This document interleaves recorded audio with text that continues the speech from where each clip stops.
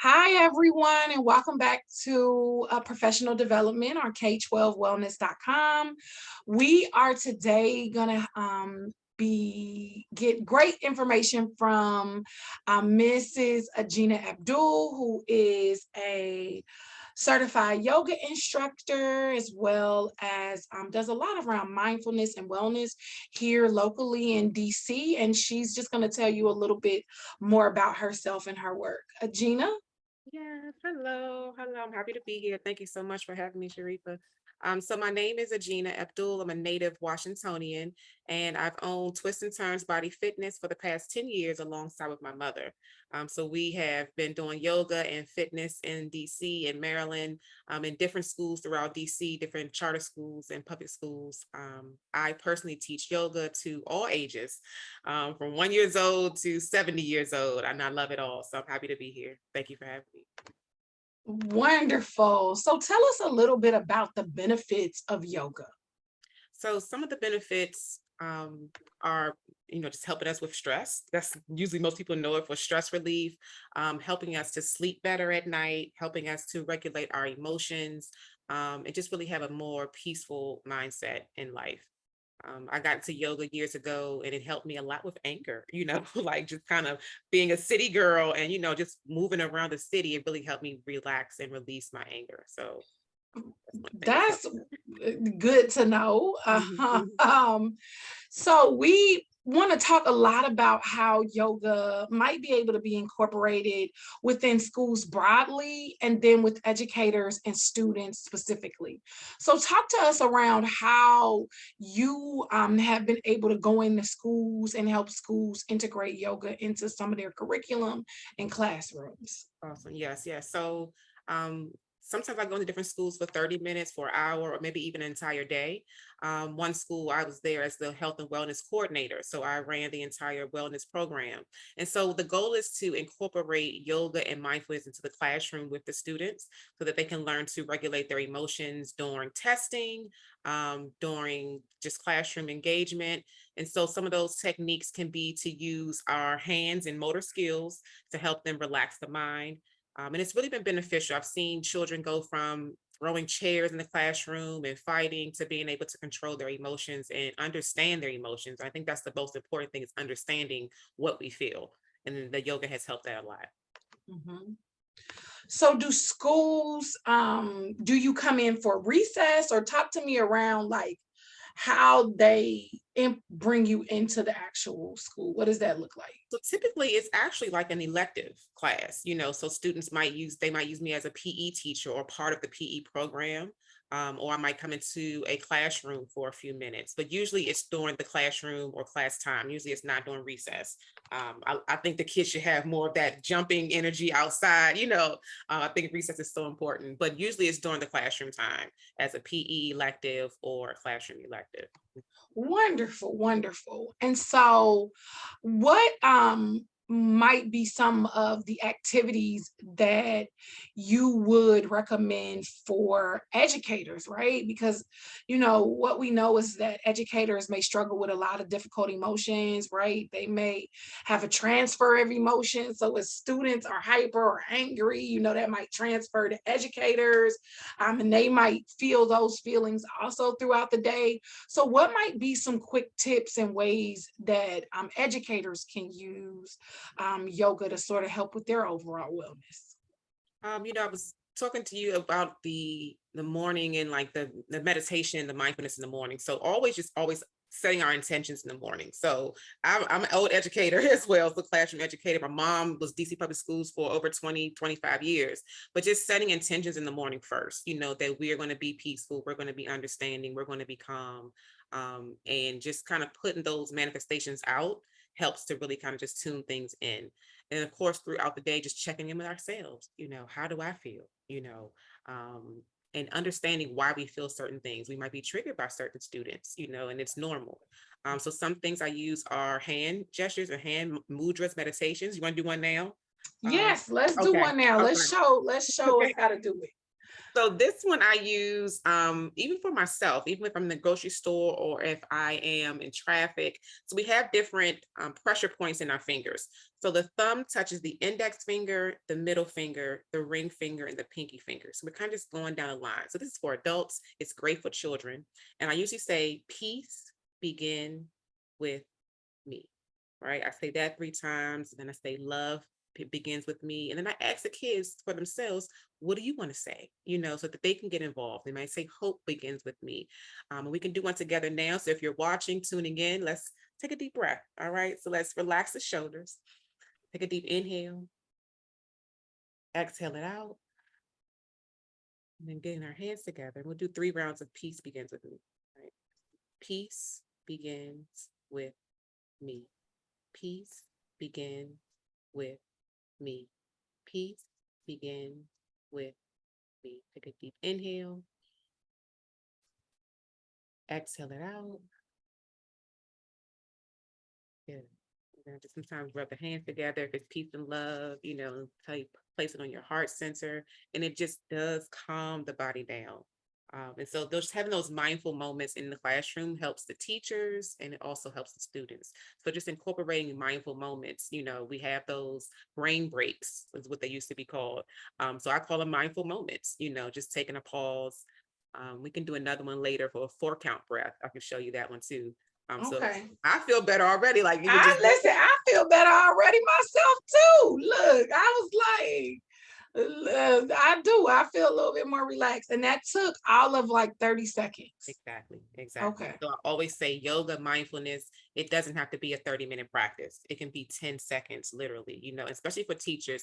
If you can get outside for maybe 5 minutes and take a 5-minute walk, to kind of just get some sun, get some fresh air, the mindfulness outside, looking at the trees, those things really, really help us, and it doesn't have to be a long practice. It can be 3 minutes, 5 minutes, but just saying I'm going to give myself that time really does help. Okay. Well, very good. I'm curious, do you think that there are like different practices based on age, right? Like do you think things need to be changed based on whether or not you're in a middle school or high school or elementary school? Some things, yes, definitely elementary. We kind of want them to get the energy out. So that the early elementary, K through maybe third grade, maybe doing different activities where they can stand up and move around or stretch on the chair. The high schoolers, sometimes, but I do this with every age group, but the high schoolers, maybe more mindfulness of writing, them writing, that can be their mindfulness practice, what they feel, how they feel in the morning, did they eat in the morning? Just that mindfulness time to even set their own intentions, what they want to have for the day. And then middle school is a monster, but it's a mixture of both. But kind of just using the mantras, but also the writing, the mindfulness writing as well. And I will Okay. put some of those things in the presentation as well, as far as just those journaling prompts, asking students, especially the high schoolers, how do they feel? They don't have to share it if they don't want to, but just getting it out, writing it on paper is a really good practice for the high Mhm. school. Now, I want to go back to this part around time because a lot of times when we talk to educators, they are pressed for time, right? They have to fit a lot in their classroom day. So what I mean, I really like the the finger, what is it called? What was it called? Mudras. So they're mudras. Mudras. Yes. Okay. Um, what might be another sort of quick 30-second intervention to sort of help calm them, maybe calm the class that you think would be helpful? So another one is called a 4-part breath. Okay. So we inhale for 4 seconds, hold the breath for 4 seconds, and then exhale for 4 seconds. Okay. And it's another one that's quick. You can do several rounds depending on how much time you have. And then eventually, maybe with your students, say, let's do 6 seconds this time, and Mhm. just kind of increase that time. So we can do that together now as well, but it's a 4-part breath. And for Okay. anyone that is pregnant or with child, you don't hold your breath. You just inhale for 4 seconds and exhale for 4 seconds. Okay. So we can do that as well. Again, so let's get comfortable, relax the shoulders. And then those 4 breaths are going to be really slow inhales and slow exhales. All right. So when you're ready, let's inhale for 4, 3, 2, 1. Hold the breath for 4, 3, 2, 1, and exhale for 4, 3, 2. Do it one more time. Inhale for 4, 3, 2, 1. Hold for 4, 3, 2, 1. And exhale for 4, 3, 2. And I always say do one round on your own, with your own count, your own breath.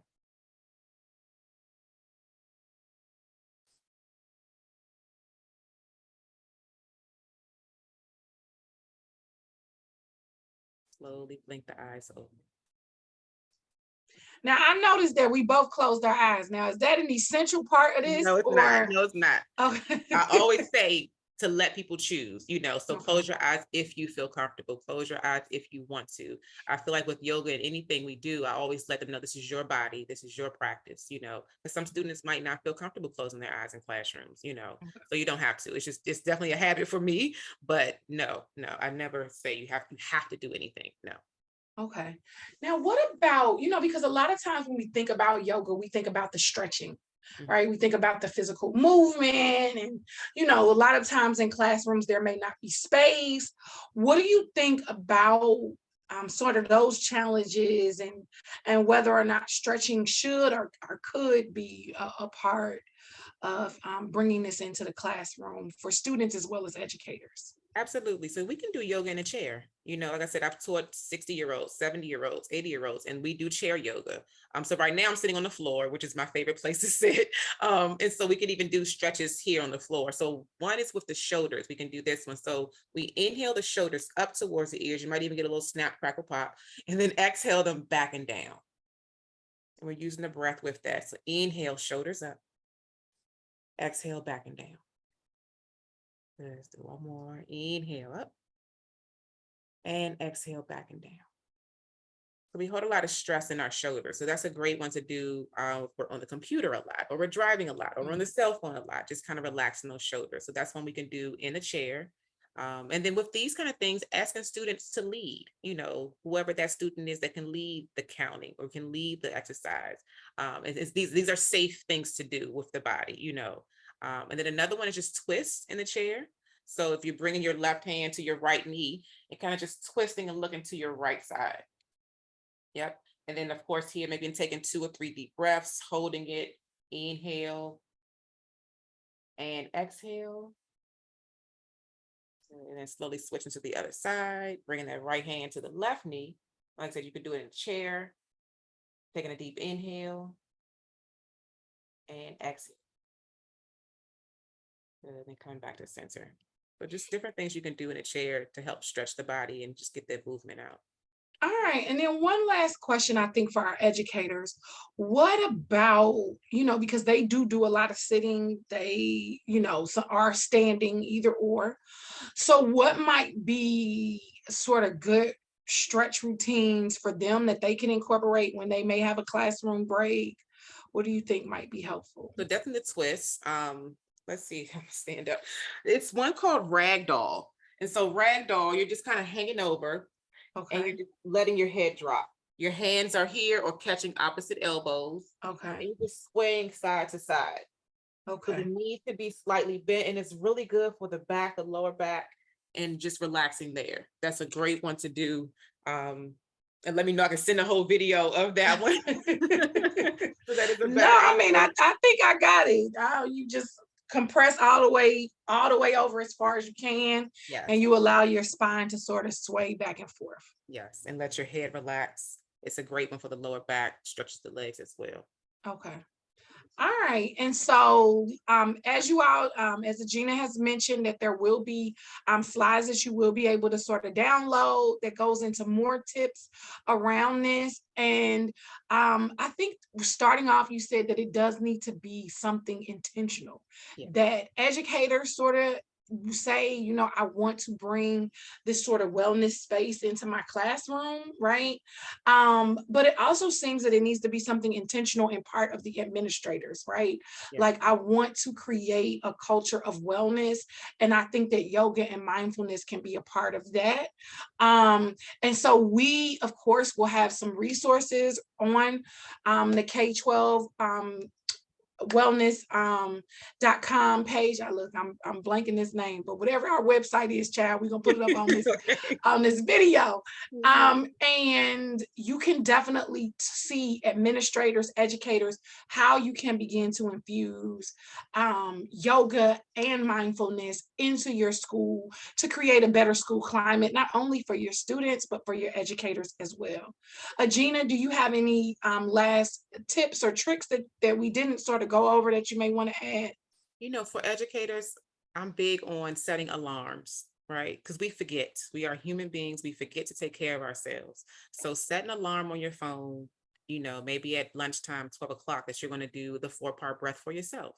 That you're going to take a 5-minute walk. And even if you don't do it every single time, just setting those reminders and seeing it every day starts to help us remember, okay, let me take care of myself. Let me take care of myself. So just set those reminders. Don't try to remember everything. We can't. We're human. We have so many things going on. So my phone is full of reminders to help me remind myself to take care of myself. I think that is a wonderful, wonderful tip. We got to make technology our friend. Yes.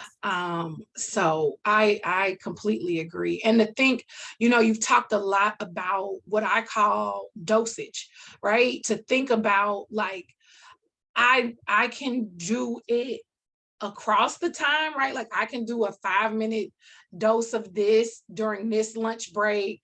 I can do it at the start of this period. I can do it at the start of my, you know, this classroom period, or even my break period. I can do it at the end of my day.